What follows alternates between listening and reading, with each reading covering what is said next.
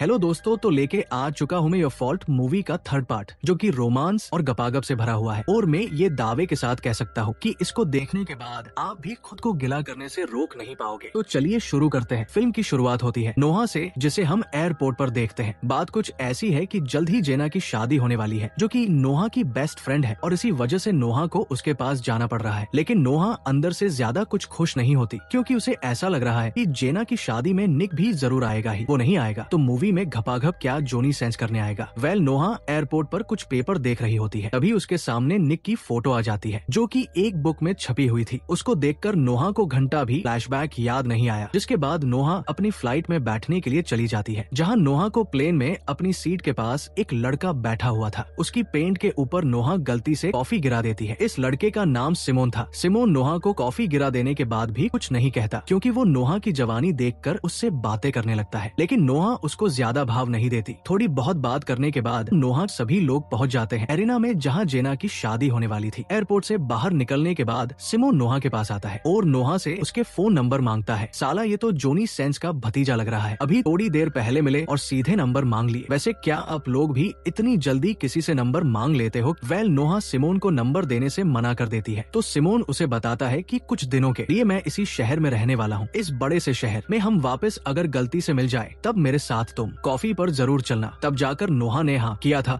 अब सिमोन के जाते ही यहाँ पर जेना आ जाती है। जेना यहाँ पर नोहा से मिलकर बहुत ज्यादा खुश होती है, और साथ ही जेना अपनी शादी के लिए बहुत ज्यादा एक्साइटेड भी है, क्योंकि उसने यहाँ पर बहुत सारी चीजें प्लान की है। जो उसने सोचा था सब कुछ वैसा का वैसा हो रहा है। लेकिन तभी यहाँ नोहा उससे पूछती है कि क्या यहाँ पर निक भी आने वाला है, जिस पर जेना कहती है कि देखो नोहा, तुम और निक हमारे बेस्ट फ्रेंड हो, तो निक भी यहाँ पर जरूर आएगा। नहीं आया तो हमें बहुत बुरा लग सकता है, इसलिए उसका आना तो एकदम तय है। नोहा जेना को बताती है कि मुझे वापस उसको किस नहीं करना है, क्योंकि नोहा निक को देखते ही गीली होने लगती है। तब जेना उसे समझाती है कि ऐसा कुछ भी नहीं है, और तुम्हारे ब्रेकअप को हुए काफी दिन हो गए हैं, इसलिए ऐसा कुछ भी नहीं होगा। तो नोहा भी इसके लिए मान जाती है। अगले दिन जब नोहा नहाकर पार्टी में तैयार होकर आती है, तभी उसकी नजर निक पर पड़ती है, जो कि अभी अभी वहाँ आया था। निक को देखकर नोहा छुप जाती है, क्योंकि निक की देखकर उसके अंदर अरमान जागने लगते हैं। ये सब तो ठीक है, लेकिन इस पार्ट में नोहा कुछ ज्यादा हॉट नहीं लग रही है। कमेंट बॉक्स में बताना आपको ये कितनी हॉट लग रही है। जिसके बाद नोहा पार्टी में शामिल हो जाती है, लेकिन नोहा वहाँ भी बार बार निक को ही देखे जा रही थी, और निक नोहा की तरफ बिल्कुल भी नजर नहीं मार रहा था। ये देखकर नोहा को काफी बुरा लग रहा था। अब नोहा जिस बंदे से बात कर रही थी, निक उसके पास आता है और उस बंदे से बात करने लगता है। ये भी देखकर नोहा को बड़ा बुरा लगा। इसके बाद जब सभी फैमिली फोटो ले रहे होते हैं, वो इन दोनों का आमना सामना होता है, लेकिन यहाँ पर नोहा निक को देखती ही रह जाती है, और नोहा एटीट्यूड के साथ नोहा की तरफ देखता भी नहीं और उसके पास से निकल जाता है। जिसके बाद सभी लोग उस जगह पर जाने लगते हैं जहाँ पर जेना और लिन की शादी होने वाली थी। लेकिन यहाँ पर नोहा को ना चाहते हुए भी निक के साथ जाना पड़ता है, जो वो बिल्कुल भी नहीं चाहती थी, क्योंकि निक तो उसे इग्नोर कर रहा था। जब ये दोनों एक साथ कार में जा रहे होते हैं, तो ये दोनों एक दूसरे से जरा सी चू भी नहीं करते, वो बस एक दूसरे को देखे जा रहे थे। निक देखता है कि नोहा ने अभी भी उसका दिया हुआ वो नेकलेस पहना हुआ था। ये देखकर निक के अरमान जागने लगते हैं। नोहा भी अंदर ही अंदर गर्म हो रही थी, लेकिन दोनों में इतनी हिम्मत नहीं थी कि वो एक दूसरे से कुछ बोल पाए। थोड़ी देर ड्राइव करने के बाद वो उस जगह पर पहुंच जाते हैं जहां जेना और लिन की शादी होने वाली थी। यहां आकर सभी लोग शादी की रिहर्सल करने लग जाते हैं कि आखिरकार शादी किस तरह से होगी, कौन बेस्टमैन बनेगा, जिसकी वजह से इन दोनों को ना चाहते हुए भी एक दूसरे के साथ रहना पड़ता है। जब रात को सभी एक साथ खाना खाने के लिए आते हैं, तो यहाँ भी निक और नोहा पास बैठे होते हैं। अभी नोहा निक से बात करने की ट्राई करने लगती है, लेकिन निक उसके पास बैठे लूका से बातें करने लग जाता है। खाना खाने के बाद सभी लोग पार्टी करते हैं, जहाँ नोहा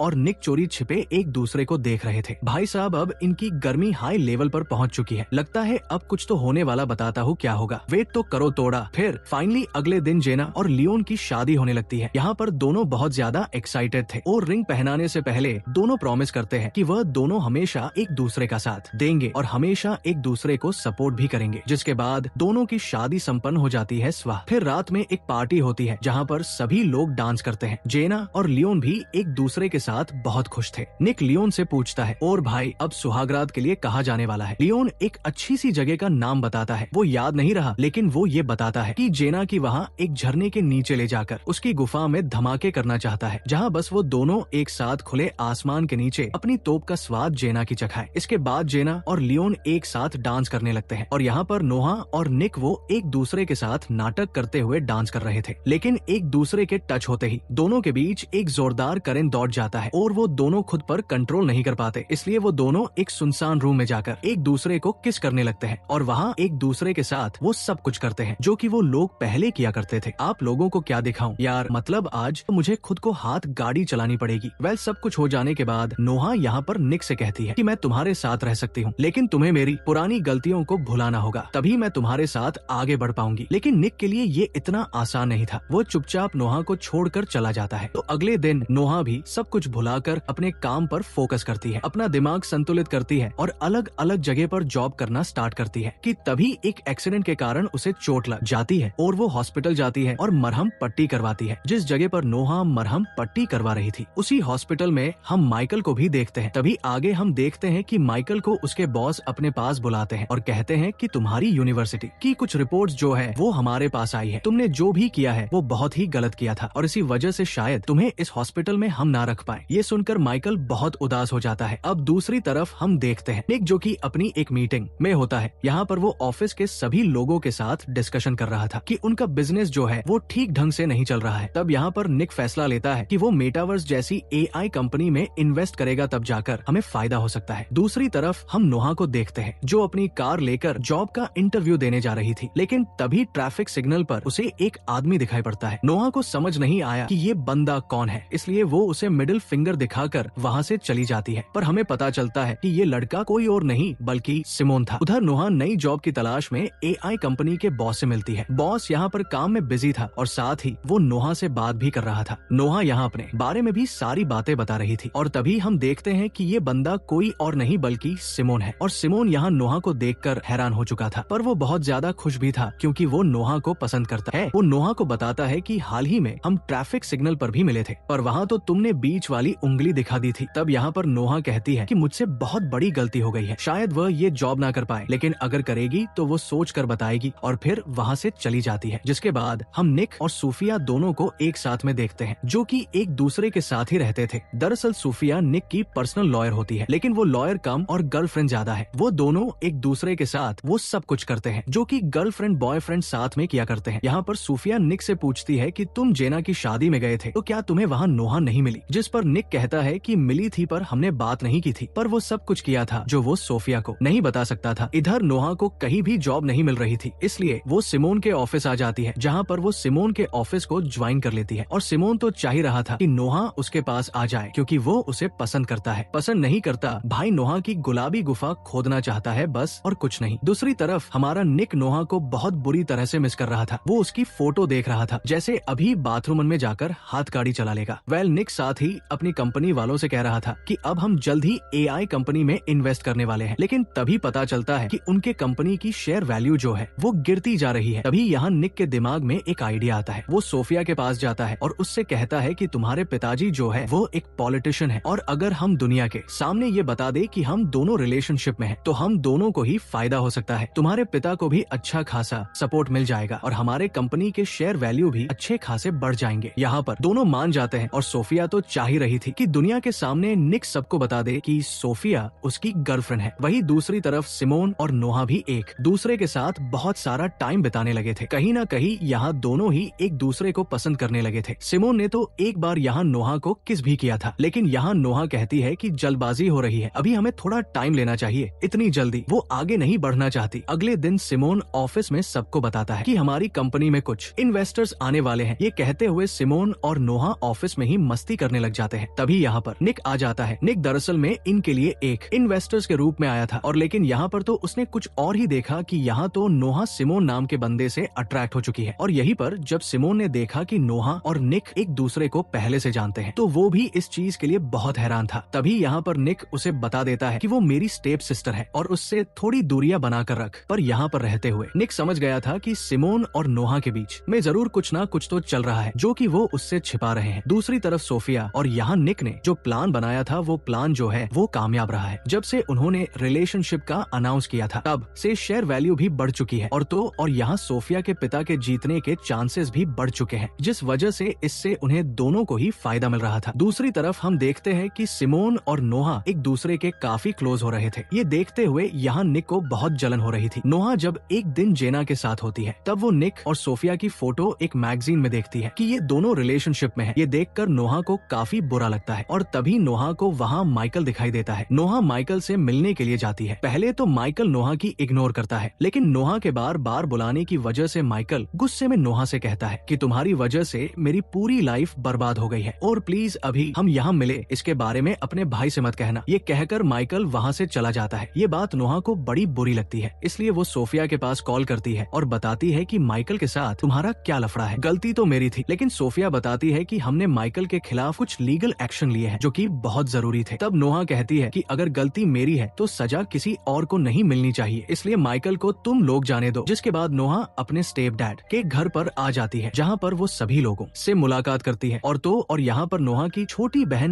मैगी भी यहाँ पर आ जाती है, जो कि अपनी माँ के साथ रहती है, लेकिन कभी कभी वो यहाँ पर आती है। और मैगी और नोहा जो है वो बहुत ही अच्छे दोस्त है, एक दूसरे को काफी अच्छे से समझते हैं और वो मैगी का बहुत ख्याल भी रखती है। अब निक यहाँ पर नोहा से कहता है कि ये बहुत बुरी बात है, जिस जगह पर तुम काम करती हो वही के बॉस के साथ तुम्हें उल्टे सीधे रिश्ते नहीं रखने चाहिए। लेकिन यहाँ पर नोहा उससे कहती है कि फिलहाल यहाँ तुम मेरे भाई हो, बॉस नहीं, इसलिए मैं तुम्हारी एडवाइस नहीं ले सकती हूँ। निक भी समझ गया था कि अगर ऐसी बात है तो फिर ठीक है, वो सारी चीजें संभालेगा। अगले दिन निक सिमोन के ऑफिस जाता है। वहाँ जाकर वो अनाउंस करता है कि अब से कोई भी एम्प्लॉय किसी के साथ भी रिलेशनशिप में नहीं रह सकते। ये चीज यहाँ सिमोन को बुरी लगती है। वो निक के पास जाता है और कहता है कि मेरे ही ऑफिस में तुम इस तरह से नियम नहीं बना सकते। लेकिन यहाँ निक कहता है कि ये नियम बहुत जरूरी है, तभी सभी लोग अच्छे से काम कर पाएंगे। अब नोहा जो है वो सिमोन के घर जाती है। सिमोन कहता है कि मुझे कंपनी की कोई परवाह नहीं है, मुझे सिर्फ तुम्हारी परवाह है। लेकिन नोहा उससे कह रही थी कि मेरा भाई हम दोनों को दूर करके ही छोड़ेगा, इसलिए अच्छा यही होगा कि हम एक दूसरे से ही दूर हो जाएं। वहाँ निक ने सिमोन के पूरे ऑफिस में कैमरे लगा दिए थे। एक जगह उसने देखा कि यहाँ पर सिमोन और नोहा जो है वो झगड़ रहे हैं। ये देखकर उसे बड़ा अच्छा लगा और फिर नोहा जो है वो निक के पास जाती है। वो निक से कहती है कि मैं यहाँ पर नहीं रह सकती, इसलिए ये मेरा रेजिग्नेशन लेटर है, क्योंकि वो सिमोन के साथ है और वो उसके साथ रहना चाहती है, जो कि रूल्स के खिलाफ है, जैसे तुम सोफिया के साथ रह रहे हो। लेकिन यहाँ पर निक बताता है कि जो तुम सोच रही हो वैसा है नहीं, लेकिन उसने ये नहीं बताया था कि वो सोफिया के साथ नहीं है। अब वो उसके नजदीक आने की कोशिश कर रहा था। तभी नोहा कहती है कि अब तुम्हारे लिए यहाँ पर कैमरे नहीं लगे क्या? तो निक कुछ नहीं बोलता। अगले दिन नोहा मैगी को उसकी माँ के पास छोड़ने के लिए जाती है। तभी वहाँ पर निक भी आ जाता है। मैगी को लेने यहाँ पर निक की माँ आती है और अब उससे बात करना चाहती है। यहाँ पर निक की माँ उसे कुछ ऐसी बातें बताती है जो सुनकर निक पूरी तरह से हैरान रह चुका था। वो कह रही थी कि अब मैं मैगी की कस्टडी जो है वो उसके पिता को देने वाली हूँ, क्योंकि उसे ब्लड कैंसर है जो कि लास्ट स्टेज पर है और वो चंद दिनों की ही मेहमान बची है, इसलिए वो मैगी का ख्याल नहीं रख सकती है, इसलिए तुम्हें उसका ख्याल रखना होगा और तुम्हें मुझे माफ भी करना होगा। ये बोलकर वो यहाँ से चली जाती है। ये सारी चीजें नोहा ने देख ली थी। अभी वो यहाँ पर निक का सहारा बनना चाहती थी। अब ये लोग मैगी को अपने घर ले जाते हैं और फिर सोने के लिए जाने लगते हैं। तभी निक नोहा से कहता है कि आज रात वो अकेला नहीं रहना चाहता, मैं तुम्हारे साथ रहना चाहता हूँ। इसके लिए बड़ी मुश्किल से नोहा भी मान जाती है, क्योंकि गुफा में भी सुखी थी। जिसके बाद